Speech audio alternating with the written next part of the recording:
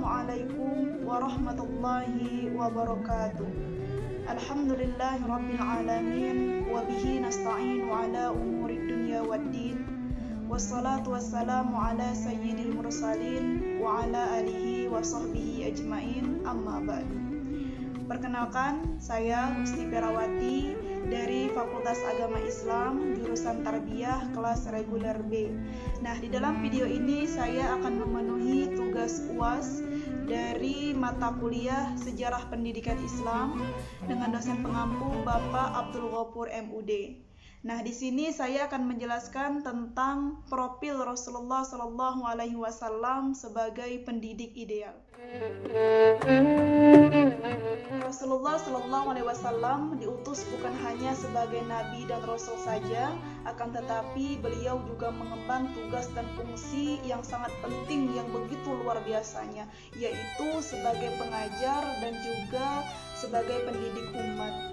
Rasulullah SAW pernah bersabda di dalam hadisnya, yang artinya Allah Subhanahu wa Ta'ala mengutusku bukan sebagai orang yang kaku atau kasar, melainkan Allah Subhanahu wa Ta'ala mengutusku sebagai pendidik dan juga memberikan kemudahan. Hadis riwayat Muslim.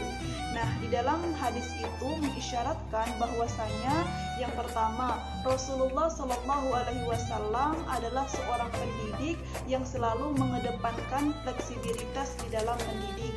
Yang kedua, Rasulullah SAW adalah seorang pendidik yang senantiasa memberikan kemudahan-kemudahan bagi para peserta didiknya. Kunci utama keberhasilan Rasulullah SAW dalam mendidik adalah karena beliau senantiasa memberikan kemudahan-kemudahan bagi para sahabat yang beliau didik.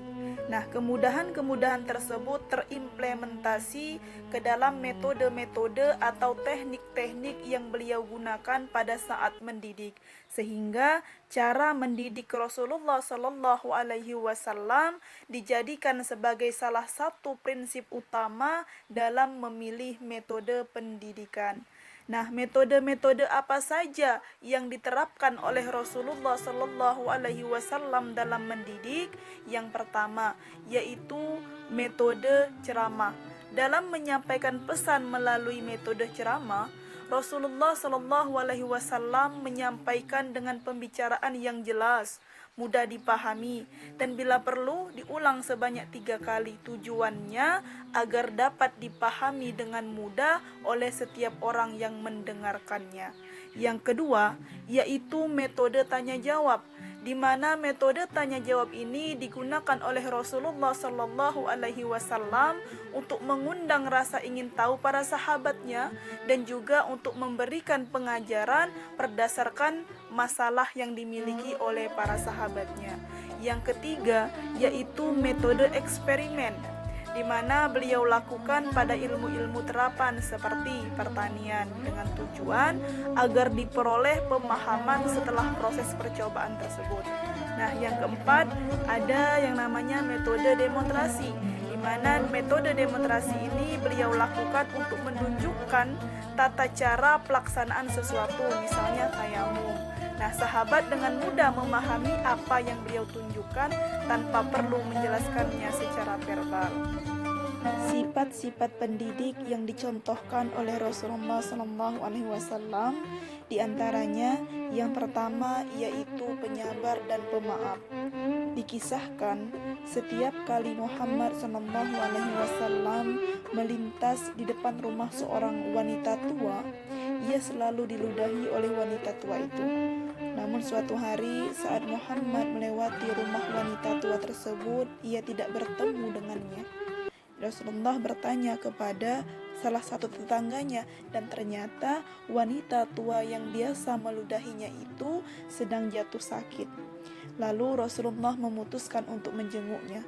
Wanita tua itu tidak menyangka jika Nabi mau menjenguknya, karena di saat yang bersamaan ia belum sama sekali dijenguk oleh sanak saudara dan tetangganya, dan Rasulullah adalah orang yang pertama kali menjenguk wanita tua tersebut.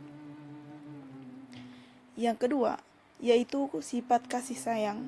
Sifat ini harus ada di dalam jiwa seorang pendidik. pernah dicontohkan oleh Rasulullah SAW sifat kasih sayang. Ketika Rasulullah SAW sedang imam sholat, Rasulullah SAW mendengar tangisan anak yang menangis. Lalu beliau meringankan sholatnya karena khawatir akan mengganggu ibunya. Inilah salah satu sifat kasih sayang yang beliau tunjukkan.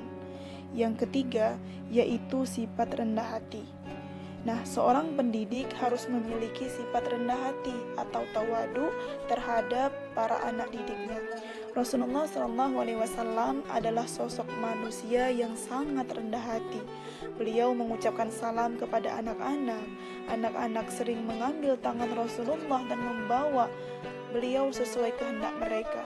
Bila seseorang bersalaman dengan Rasulullah, beliau tidak akan menarik tangannya dan tidak memalingkan wajah sebelum orang tersebut memalingkan wajahnya. Yang keempat, yaitu lemah lembut. Rasulullah SAW bersabda, Allah itu maha lemah lembut, cinta kelemah lembutan, diberikan kepada kelembutan apa yang tidak diberikan kepada kekerasan dan kepada selainnya. Hadis riwayat Muslim dari Aisyah.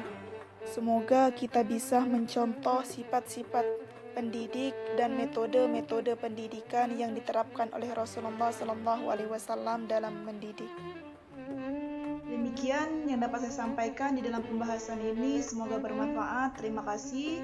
Mohon maaf masih banyak kesalahan dan kekurangan. Akhirul kalam. Wabillahi taufiq wal hidayah. Wassalamualaikum warahmatullahi wabarakatuh.